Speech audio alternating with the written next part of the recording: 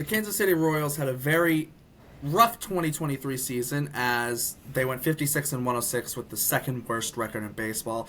However, if it means anything for them, that means they get to be second up in our team profile series. Obviously, the year did not go as Royals fans would have liked, but at the same time, they do have some exciting pieces to look forward to in the future. So let's not waste any more time. My name is Derek. I'm here with Joey. You're watching Bleacher Brawls, and this is your Kansas City Royals 2024 team profile. First things first, we're going to talk about some key players for this Royals team. Like I said, there are some exciting players on this team. It's not a team of nobodies. They do have some nice, young, exciting players, and they brought in some veterans too this offseason. So I'll hand it over to Joey. Who are three key players for this Royals team, and out of those three, who would you like to expand on to be important in their 2024 My season? three key players are Bobby Witt, Salvador Perez, and Hunter Renfroe.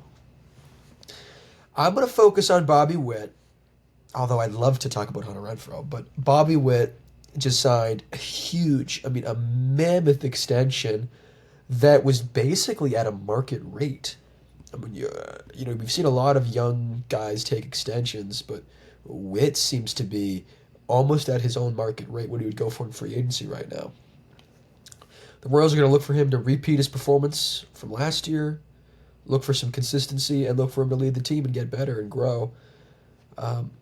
Salvador Perez is the team leader, I'd assume. I think that's important. He's got to step up and take that role, and he's got to maintain his ability as a catcher.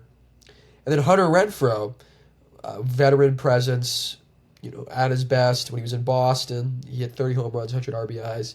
That'd be big for this Royals team. Give Witt some comfortability in the lineup that Hunter Renfroe could provide him. That'd be great for that team. Yeah, definitely.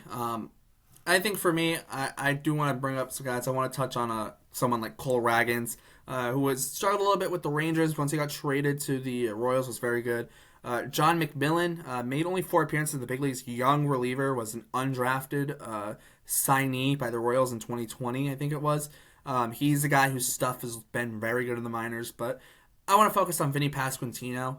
This is a guy who I was very high on entering last year. Unfortunately, he ended up tearing his labrum in his right shoulder, which means he missed most of the season after playing 60. Actually, no, he missed the rest of the season after playing 61 games. And it was a little bit of a down year for him. Not the same he had in 2022 in his rookie year.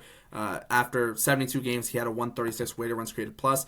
Some of his numbers had like his like analytics and whatnot, his Statcast numbers, etc., like all those kind of stuff. A lot of them were somewhat similar to Freddie Freeman, similar profile. So if he can be that kind of profile, not that he's going to be Freddie Freeman, but can be kind of Freddie Freeman light almost, kind of a little bit, a little worse, but similar profile at the plate, doesn't strike out a ton as a first baseman, has some power, but he's not going to hit 40 homers. But he still, like I said, does bring some power. I think someone like that can be very important to a Royals team, and he's young too. With Bobby Witt Jr. being that star, if Pasquantino can kind of set himself up as a middle of the lineup bat, I think that'll be huge for the Royals. Next up, we'll talk about offseason moves. Some of their moves, obviously, like you said, they did sign Hunter Renfroe. They also brought in Michael Wacha, Seth Lugo, Will Smith, a lot of guys, Chris Stratton, Adam Frazier, Garrett Hampson, etc., etc. There's probably a couple more too. And they also recently, they traded for John Schreiber. As of recording, actually, it was yesterday. Traded for John Schreiber. And then also, like you mentioned too earlier, Joey, the Bobby Witt Jr. extension. Out of those moves, which one do you feel is an important move for the Royals in The 2024? Royals have had a great offseason, really out of nowhere. I think what I would highlight for the Royals offseason, and maybe this is a cop-out, is how it all comes together holistically. They made a lot of small moves. They made a lot of small and middle moves. Getting Waka, getting Renfro, getting Seth Lugo. These are good under-the-radar type moves, but they've made a lot of them. And it really looks like they're making an effort this season. So I would say the key thing is Waka, because they need a veteran starting pitcher who's good. That's number one. I think the Royals could figure out their offense this year. Their pitching is much more of a question mark. So I would say Waka, but really it's all of them together make an interesting mosaic of moves this season. No other team has made nearly as many free agent moves this season as the Royals have. Yeah, it's weird. I do like the Seth Lugo move in terms of 3 years, 45 million. It's not nothing crazy. It does have a 2026 player option on there. He was very solid last year for the Padres. Made 26 starts. The first time he started games since 2020. He had a 3.57 ERA, 3.83 FIP, a 3.97 SIERA, 2.8 F4. Very solid year for him. My only worry for this Royals team is it adding too much, like, I don't want to say mediocrity, but are they going to end up in kind of being just like mediocre next year? Because they added like players who are good, but like how it doesn't make them that good. Like it's like could they be sneaky a little bit? But at the same time, I don't know how good these moves make the Royals. That's my only question with some of these moves. I think overall they'll be better because of these moves, but at the same time, is it worth it? Because now instead of winning, 65 games, you'll win 70, or instead of winning 70, you win 75. I don't know. We'll see how it pans out. Maybe they'll surprise some people. But my only wonder is, are they making all the right moves? Because it feels like they're adding a lot of kind of a little bit above league average, but they're not adding any, real difference makers in terms of guys that are going to push them closer towards playoff contention. Which we'll get into in the expectation side of things, because I think they do have a young core, and I think they want to see that young core grow, and bringing in veterans should help. But at the same time, I don't know. Like I said, I don't know how good it's going to make the team. That's the only thing. I think it'll make them better, but they only won 56 games last year. So even if they win 15 more games than they did last year, it's still only a 71-win team.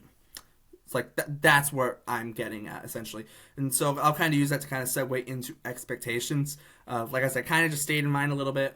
Joey, what are your expectations for the Royals in 2024? I think the Royals are trying to win that division. That's what those moves say to me, is that they're trying to win that division. It's the weakest division in baseball, AL Central. They could, with the moves they've done, they could be contender for that division. No one in that division looks good right now. None of them. None of them are complete teams. So I say the Royals are going to try to come first in that division. Now, it could be 83, 84 wins, but that's my expectation for the Royals this year. They're trying to go. Yeah, it's interesting because the Twins were the only team in the division to win to be over 500, or actually even be 500. They won 87 games. The Tigers came in second place in the division with a record of 78 and 84, which was the 11th worst record in baseball, and they were second place in the division. So yeah, I could definitely see the Royals. Like I said, it's a weak division. They definitely could compete, but I'll kind of go back to a little bit what I said earlier. It's how good do these moves make? Because they were really bad last year. Really bad. 56 wins is bad. So it goes back to that in my eyes. But I do think they could be solid. I don't think they're going to make the playoffs necessarily, but I think they will be solid. And I think they just want to see the growth from their young core and their young talent continue to see that grow. But I think that's a good place to wrap it up for the Royals. Royals fans, let us know your thoughts in the comments on your team entering the 2024 season. Make sure to check out all our other links in the description besides our team profiles, which are just starting, as this is our second one out of 30. So we did them last year, doing them again this year. So keep your eyes peeled for all of the future ones. And for Joey, my name is Derek. Thanks for tuning in to Bleacher Brawls, and we will see you next time.